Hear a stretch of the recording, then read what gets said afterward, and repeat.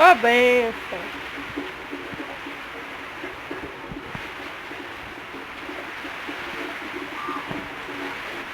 Minha boa. Que maravilha.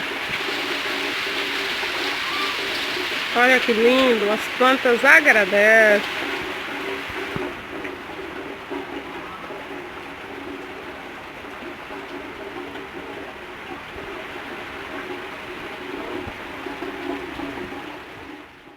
Meus amores, tudo bem com vocês? Espero que sim, eu tô bem, graças a Deus, iniciando mais um vídeo aqui pro canal, pessoal. Sejam todos bem-vindos, Deus abençoe cada um que está chegando, cada um que está aí, meus amores. Gente, já iniciei o dia aqui, pessoal, já fiz café, já fiz algumas coisas, né? Dona de casa não para, sempre tem o que fazer, né, meus amores? E aí, minha gente, hoje eu vou estar aqui limpando a minha geladeira. Gente, não é fácil limpar a geladeira, nem todas as mulheres gostam, né? Eu simplesmente não gosto, né? Mas bora cuidar das coisas com carinho e muito amor, né, pessoal? Porque a vida é bela, a vida é boa, né? E tudo limpinho é maravilhoso. Deixa eu mostrar como está a minha geladeira. Descongelei ontem. Tá quase pura, gente, porque eu deixei ficar mais pura, porque em torno de descongelar leva mais de quase um dia, né? Passou a noite, não descongelou ainda. Eu vou estar lavando as coisas primeiro. Vou estar mostrando, gente. Tá um nojo, muito sujo mesmo. Deixa seu like, se inscreve no meu canal, compartilhe nas suas redes sociais, clica no sininho e na opção todas para receber todas as notificações dos vídeos, pessoal. Gente, congelador tá assim puro, com algumas coisas assim, mas de carne quase não tem nada, né? Tem peixe, carne de hambúrguer, bem pouca, né? Tem feijão, tem algumas coisas aqui, genipapo, né? Que eu deixei acabar quase tudo, né? Pra não perder, né? Porque descongelar vai ter que limpar tudinho, né? Aqui tem suco, tem bem pouca coisa mesmo. Gente, tá uma nojeira, tá sujo mesmo, de verdade mesmo, tá imunda. Viu? Só limpo geladeira, pessoal, quando não aguento mais, entendeu? Tava esperando sujar, porque eu não gosto de limpar geladeira, né? Mas temos que limpar, então bora limpar, né? Com carinho e amor. E bora tirar tudinho e começar a limpeza.